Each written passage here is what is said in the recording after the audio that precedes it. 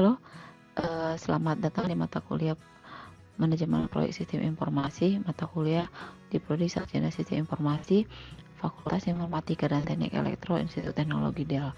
Topik pada pertemuan ini masih sama dengan pertemuan sebelumnya, yaitu tentang Introduction to Project Management. Adapun subtopiknya dalam pertemuan ini adalah definisi dari project management, siapa saja stakeholder atau pemangku kepentingan dalam sebuah proyek, apa saja knowledge area yang perlu diketahui dalam memanage sebuah proyek, bagaimana definisi sebuah proyek nyatakan sukses, apa itu program, dan apa skills yang disarankan untuk menjadi seorang project manager, dan yang terakhir adalah beberapa project management software yang bisa kita gunakan. Setelah kita memahami apa yang disebut dengan project dan atribut project, sekarang kita akan membahas sedikit mengenai project. Apa itu project management? Nah, project management itu adalah pengaplikasian knowledge atau pengetahuan, skill, tools, dan teknik. Jadi keempat hal ini diaplikasikan ke semua aktivitas dalam sebuah proyek untuk memenuhi kebutuhan dari proyek. Jadi ada 4 hal. Project manager harus bisa mempertahankan dalam project management ini yang disebut dengan triple constraint tadi, meet the project scope, time, dan cost. Jadi selain itu juga seorang project manager harus bisa memastikan bahwa keseluruhan proses itu sudah memenuhi kebutuhan dari semua kebutuhan ataupun ekspektasi dari semua stakeholder yang terlibat dalam proyek tersebut. Jadi tidak hanya concern mengenai triple constraint, tapi juga harus concern mengenai apa ekspektasi dan kebutuhan dari stakeholder. Nah, kita lihat dalam gambar ini, kita bisa menggambarkan definisi dari project management dari gambar tadi. Bahwa seorang project manager harus concern tentang stakeholder need dan expectation. Selain itu juga dalam project management kita akan mengaplikasikan knowledge. Di sini kita melihat ada 10 knowledge area yang perlu kita pahamin, yaitu scope, schedule, cost, quality, resource, communication, risk, procurement, and stakeholder yang diintegrasikan dengan namanya knowledge area project integration management. Stakeholder need dan expectation dan knowledge area itu akan diaplikasikan bersama dengan tools dan teknik yang ada untuk menghasilkan yang namanya project success atau kesuksesan sebuah proyek. Nah, jadi sekarang stakeholder itu siapa saja? Stakeholder itu adalah semua pihak yang terlibat dalam proyek dan yang terdampak dari sebuah proyek. Jadi tidak hanya yang mengerjakan proyek, tapi juga yang terlibat dan terdampak. Ada banyak pihak, contohnya adalah proyek sponsor, yaitu yang mendanai pelaksanaan proyek. Ada juga di sini bank atau lembaga keuangan lainnya, termasuk juga project manager, project team yang mengerjakan proyek. Ada juga supporting staff, misalnya kalau kita butuh untuk mengadakan barang, kita akan masuk ke procurement dan seterusnya. Seorang project manager harus memiliki kompetensi memahami ke-10 knowledge area yang sudah disebutin tadi. Selain dari project management knowledge area tadi, seorang project manager juga harus memahami tools dan teknik yang digunakan dalam project management. Jadi ada banyak nanti tools dan teknik yang akan digunakan oleh project manager untuk mengelola sebuah proyek. Misalnya untuk mengelola scope atau ruang lingkup akan ada tools project charter, scope statement, WBS. Nanti juga misalnya dalam pembuatan penentuan jadwal untuk estimasi kita akan menggunakan teknik atau tools apa gitu dan seterusnya. Jadi nanti setiap langkah dalam setiap tahap dari project management itu kita akan mengaplikasikan knowledge area yang tadi dan teknik dan tools dan skill. Nah, jadi itu akan diintegrasikan, itulah yang disebut dengan project management. Project management body of knowledge atau PMBOK sudah mendaftarkan beberapa tools dan teknik berdasarkan kegunaannya. Misalnya tools dan teknik yang cocok digunakan untuk data gathering atau pengumpulan data itu apa? Untuk data analisis, tools dan teknik yang digunakan untuk data representation, untuk pengambilan keputusan, tools dan teknik yang digunakan untuk komunikasi. Nah, tools-tools ini nanti akan kita pelajarin sesuai dengan knowledge area-nya gitu. Jadi kita nanti dalam pertemuan berikutnya, dalam pertemuan-pertemuan mendatang, inilah yang akan kita bahas. Tools dan teknik apa yang cocok untuk setiap knowledge area dan untuk setiap fase dalam pengerjaan proyek. Nah, ini ada beberapa fakta, nanti kita baca ya. Kita simpulkan saja bahwa kesuksesan sebuah proyek IT itu pada dasarnya kecil ya. Jadi kita bisa melihat di sini dari studi yang dilakukan oleh Chaos tadi itu mengatakan bahwa kesuksesan dari proyek itu masih berrentang belum nyampe 50%, di sini 29%. Kesuksesan dari small project itu bisa mencapai 62%. Jadi, tapi yang large project atau proyek yang besar itu hanya 6%, yang medium 9%, dan yang moderate mencapai 21%. Proyek menggunakan pendekatan agile kesuksesannya mencapai 39%. Sementara itu proyek yang menggunakan waterfall metodologi mencapai 11%, ya sangat termasuk rendah ya. Jadi apa yang menjadi ukuran kesuksesan sebuah proyek? Nah, di sini tadi kita sudah membicarakan mengenai triple constraint bahwa sebuah proyek itu dinyatakan sukses kalau sudah memenuhi namanya ruang lingkup, waktu, dan cost yang sudah ditentukan. Nah, selain dari triple constraint juga, sebuah project itu bisa dinyatakan sukses kalau dia sudah memenuhi dari keinginan dari customer. Jadi bisa jadi saja nih sebuah proyek itu belum on time gitu, tetapi ternyata dia memenuhi keinginan customer. Nah, itu bisa juga definisikan menjadi project sukses. Selain itu juga apabila tujuan utama dari proyek tercapai. Nah, misalnya tujuan dari kita ada proyek membangun sistem informasi, tujuannya misalnya untuk menghasilkan uang 1 miliar 1 tahun gitu. Nah, mungkin bisa jadi proyeknya belum on time atau belum on cost, tapi ternyata pada saat yang kita targetkan 1 tahun setelah aplikasinya di launching, ternyata bisa memenuhi tujuan utama yang tadi, yaitu 1 miliar 1 tahun. Nah, itu juga bisa disebut dengan proyek yang sukses. Ada banyak faktor-faktor yang mempengaruhi kesuksesan sebuah proyek. Ini kita bisa lihat ada beberapa faktor ya.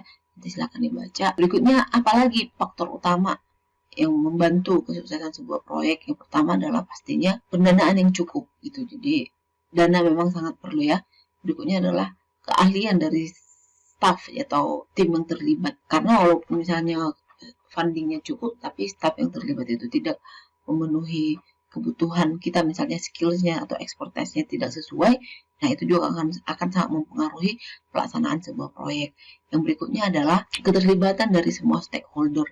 Jadi ini sangat penting, ini top 3. Jadi ini adalah 3 faktor utama yang sangat mempengaruhi kesuksesan sebuah proyek. Program ini adalah kumpulan dari proyek-proyek yang berelasi.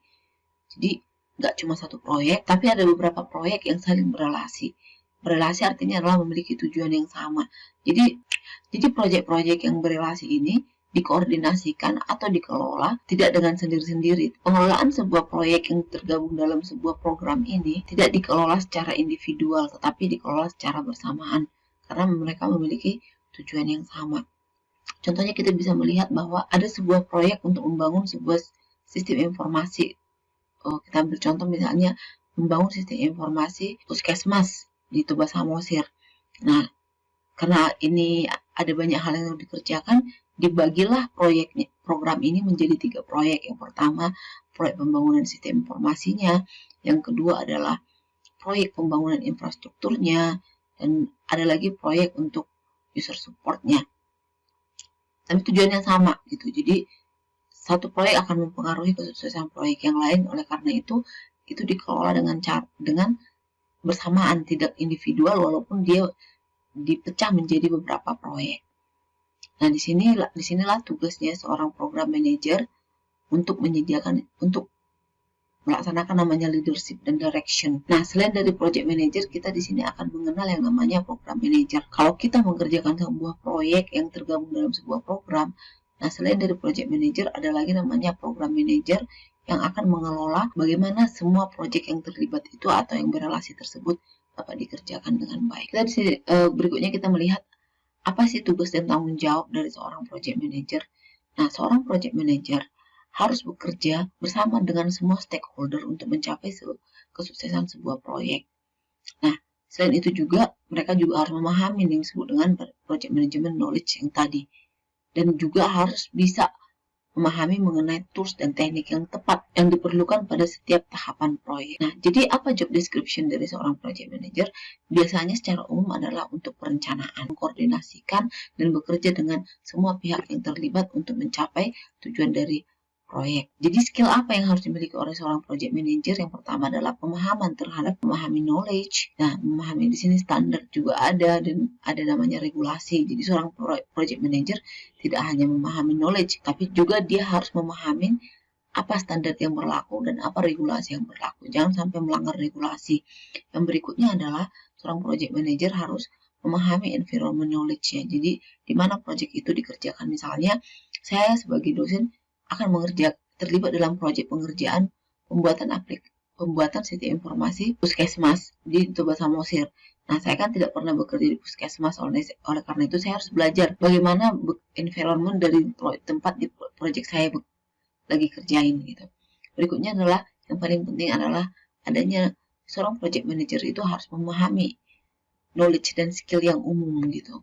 Terutama di sini adalah untuk soft skill dan human relation, karena seorang project manager itu harus berhubungan dengan banyak pihak. Jadi dia harus memahami namanya soft skill. Nah, ini sudah termasuk dengan yang namanya communication. Nah, seorang project manager juga harus memiliki skill di dalam tiga hal minimal, yaitu technical. Jadi kalau misalnya kita ada project manager di bidang IT, memang kita mengerti technicalnya. Berikutnya strategic and business manajemennya, bagaimana kita menetapkan strategi ini memenuhi dari tujuan dari project tersebut dikerjakan. Berikutnya adalah leadership. Nah, nanti masalah leadership ini kita akan pahami lebih dalam lagi di pertemuan mengenai human resource manajemennya. Bagaimana karir di project management? Nah, ini juga sangat menarik karena salah satu karir yang sangat menjanjikan di abad ini. Nah, tahun 2017 ada survei yang menyatakan bahwa project manager masuk ke 10 hot tech skill. Project management itu di nomor 2 dari beberapa pekerjaan atau karir yang berkaitan dengan IT. Nah, kita di sini akan ada informasi tambahan bahwa PMI ini atau Project Management Institute ini adalah sebuah badan internasional yang mengelola mengenai project management. Project Management Institute ini nanti akan menyediakan sertifikasi. Jadi kalau kalian pengen tersertifikasi project management, silakan ambil sertifikasinya dan nanti akan diberikan sertifikat dengan nama Project Management Professional atau PMP. Nah, tools dan software, ada beberapa produk atau software yang akan kita pelajari nanti, yang software yang akan membantu kita di project management. Nah, software ini dikategorikan menjadi 3, yaitu low end tools, yaitu yang menghandle single atau project-project yang kecil atau satu project saja. Nah, ada juga yang mid range, jadi sudah bisa menghandle banyak proyek. Nah, contohnya adalah Microsoft Project. Ada juga yang high end tools.